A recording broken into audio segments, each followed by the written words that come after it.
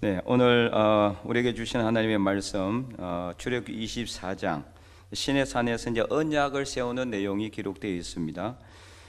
이제 오늘은 위대한 구약의 예배 9번째죠. 제단을 세워서 언약의 피로 제사를 드리는 내용인데, 작년 출애굽기 성경 공부할 때 다 배웠던 내용이긴 한데요. 우리가 이제 복습하는 의미로 다시 한 번 더 이제 말씀을 통해서 은혜를 받고자 합니다. 그 배경이 이제 19장부터 시작이 돼요. 출애굽기 19장 보면은 모세가 이제 시내산에 올라가죠. 하나님 명령에 따라서. 그래서 하나님께서 이제 십계명을 주시는 거예요. 그때는 이제 하나님이 직접 십계명을 적힌 돌판을 직접 줬어요, 그죠? 근데 이제 나중에 이제 금송아지 사건으로 인해 가지고 그때는 어떻게 했습니까? 돌판을 깎아서 갖고 오도록. 그래서 거기다가 하나님께서 직접 기록하신 그 돌판, 두 번째 돌판. 그래서 나중에 그 언약궤 안에 들어있는 돌판은 어떤 돌판입니까? 두 번째, 모세가 직접 깎아서 하나님께 올라가서 받았던 그 십계명이 적힌 돌판이죠.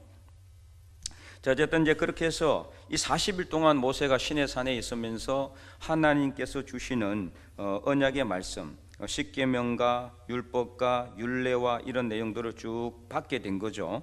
자, 오늘 본문은 그 과정과 제단을 쌓고 제사를 드리는 내용, 그러니까 백성들과 언약의 피로 언약을 맺는 내용, 이런 것들이 기록이 되어 있습니다. 그래서 오늘 본문 1절과 2절을 보니까 하나님께서 모세에게 나답과 아비후와 70명의 장로들과 함께 시내산으로 오되 가까이는 오지 말고 멀리서만 하나님을 경배하도록 하고 모세만 하나님께 가까이 오르도록 그렇게 하셨어요. 왜냐하면은 죄가 있는 백성들이 거룩하신 하나님과 이렇게 딱 마주치면 죽을 수밖에 없기 때문에 모세만 특별히 하나님께 가까이 나오도록 했고, 3절에 지금까지 받았던 모든 율법의 내용을 모세가 백성들에게 이제 내려가서 다 전하는 거죠.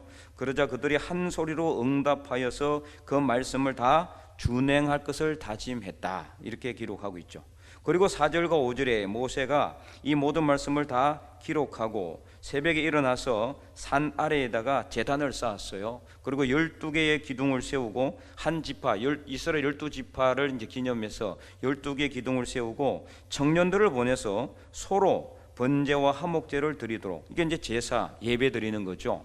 예배 제단을 쌓은 거라고 볼 수가 있습니다.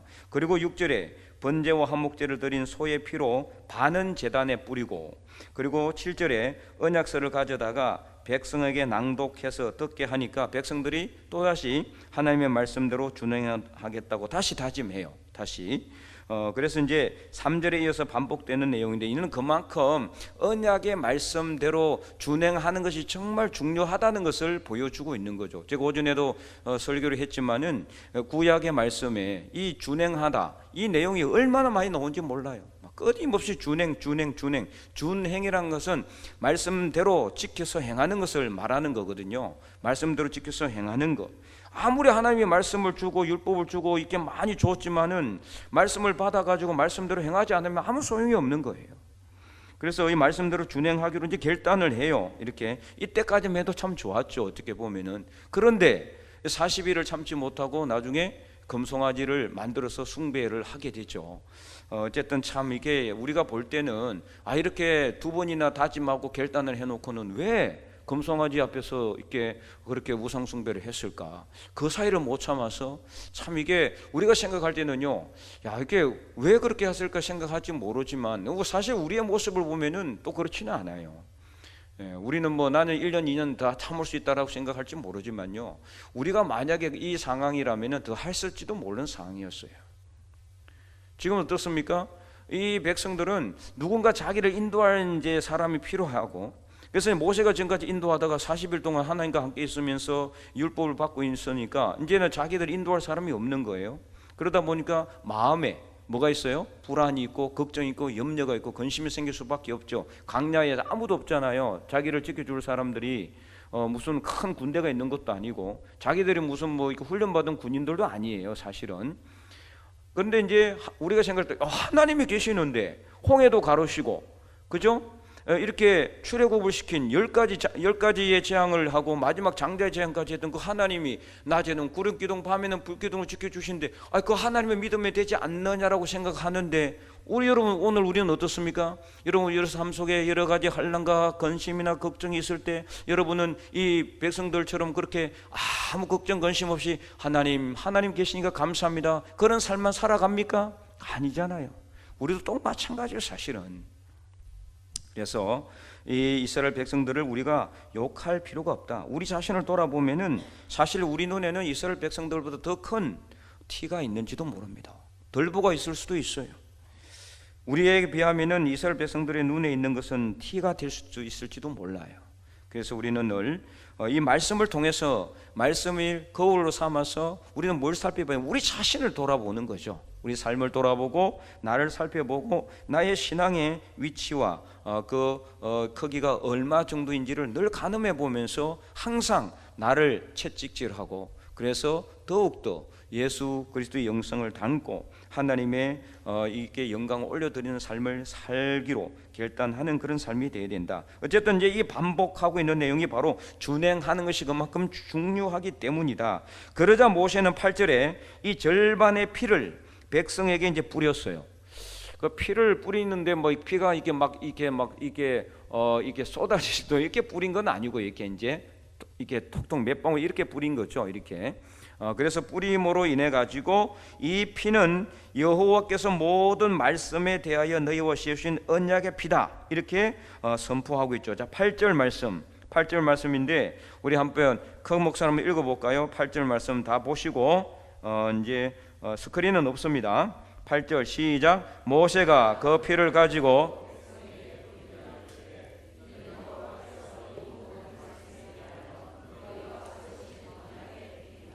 아멘. 여호와께서 이 모든 말씀에 대하여 그러니까 지금까지 하나님께 주신 모든 말씀이 있잖아요. 십계명을 포함해서 모든 말씀에 대하여 세우신 이 말씀에 대하여 너희와 세우신 언약의 피인 거예요. 이게 이 피가 바로 이제 정표가 되는 거죠. 하나님과 이스라엘 백성 사이에 뭐가 있습니까? 말씀이 있어요. 우리가 이 말씀을 지키겠다 이렇게 계약을 체결한 거라고 볼 수가 있어요. 그 계약 체결하는 정표가 뭡니까? 바로 피인 거예요. 피. 그래서 이 소를 잡아가지고 한목제와 번제를 드리고 그 피를 받아서 반은 제단에 뿌리고 반은 이 백성에게 뿌렸다는 것은 바로 하나님과 백성 사이에 언약을 맺었다는 것을 말하고 있는 거죠. 자, 이것을 통해서 오늘 본문에 나오는 이 제단은 어떤 예배의 제단이냐? 언약의 예배의 제단이다. 그래서 어떤 언약이냐? 바로 십계명을 보면서 하나님께 주신 모든 율법의 내용들을 갖다가 지키겠다고 하는 그런 언약이다. 누누이 강조하지만은 이 율법들은 하나님께서 그러면은 왜 이스라엘 백성들에게 주었고 백성들과 언약을 하나님께서 맺으라고 하는 거냐? 백성들을 뭐 압제하거나 백성들을 갖다가 억압해 가지고 하나님이 종처럼 부리기 위해서냐? 절대 그렇지 않습니다. 뭐 하기 위해서요? 이스라엘 백성들에게 복을 주시기 위해서, 이 사람들에게 복을 주기 위해서, 하나님의 백성들에게 하나님이 복을 주시기 위해서 언약을 맺는 거예요. 율법을 주시고 말씀을 주시고, 그래서 말씀대로 준행하면은, 말씀대로 행하면은 하나님이 말할 수 없는 놀라운 복을 부어 주시는 거예요. 신명기 28장에 한번 보세요. 얼마나 많은 복을 부어 주시려고 하나님께서 말씀하고 있는지.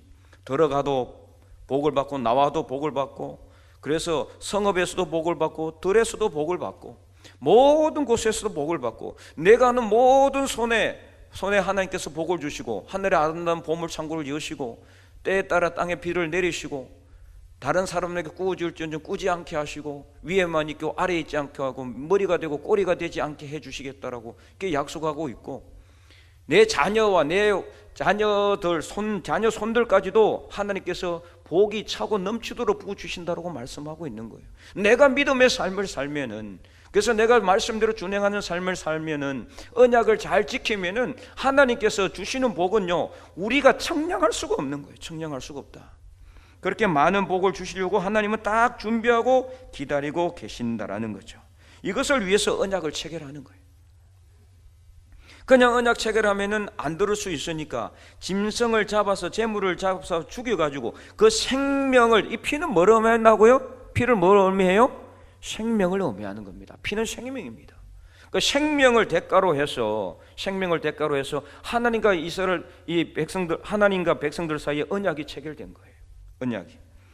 그래서 이 율법의 내용들은 그러면은 지키기가 좀 어렵느냐? 그럼 하나님께서 많은 복을 주시니까 그만큼 말씀도 지키기 힘들어야 되지 않을까라고 생각할지 모르지만 그렇지 않습니다. 이 말씀은 너무나 준행하기 어려운 것이 아니라 아주 쉬운 말씀이었다. 그래서 신명기 30장 11절에서 14절 우리가 여러 번 읽었지만은 한 번 더 보도록 하겠습니다. 신명기 30장 11절에서 14절 말씀 한 절씩 우리 저와 여러분이 교독하겠습니다. 스크린에 있습니다. 찾아보셔도 되고요. 내가 오늘 내게 명령한 이 명령은 내게 어려운 것도 아니요 먼 것도 아니라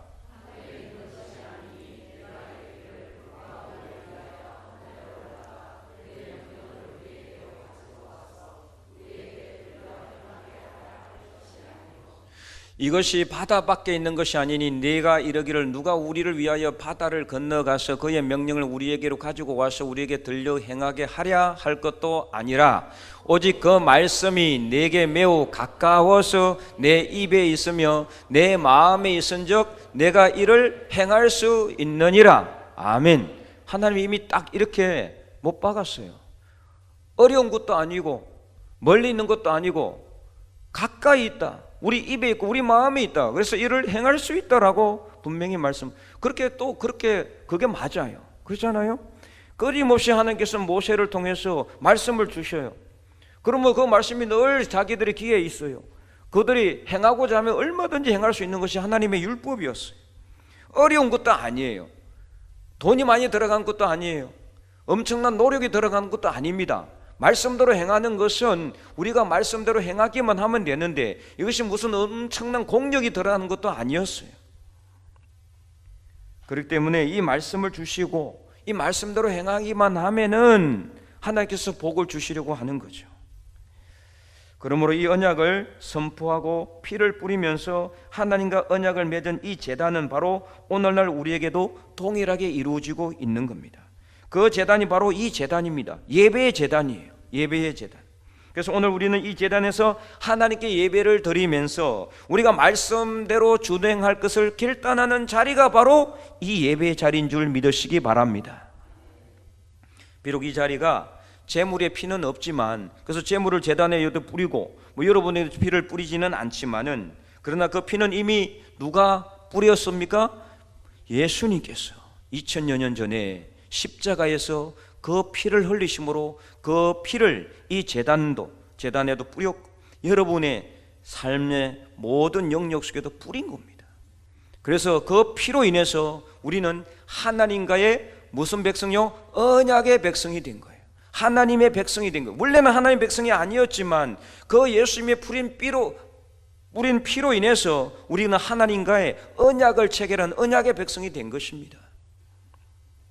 그래서 이 피로 인해서 예수님께서는 우리의 모든 죄를 용서하시고 우리가 지금까지 행했던 모든 허물을 다 용서하시고 우리의 모든 죄와 악을 다 씻으시고 피로 인해서 우리는 이제 하나님의 언약의 백성다운 삶을 살아가야 되는 겁니다. 그래서 오늘 본문에서 이 백성들이 우리가 언약의 말씀대로 준행하리다 이 결단하는 자리가 오늘 우리에게도 이 자리가 된다라는 겁니다. 우리가 말씀을 통해서 이 사순주를 기억하면서 예수님께서 왜 십자가에 못 박혀 돌아가시고 피를 흘리셨는지를 기억하고 우리는 더욱더 하나님의 언약의 백성다운 삶을 살겠다 이렇게 결단하는 자리가 되어야 된다는 겁니다.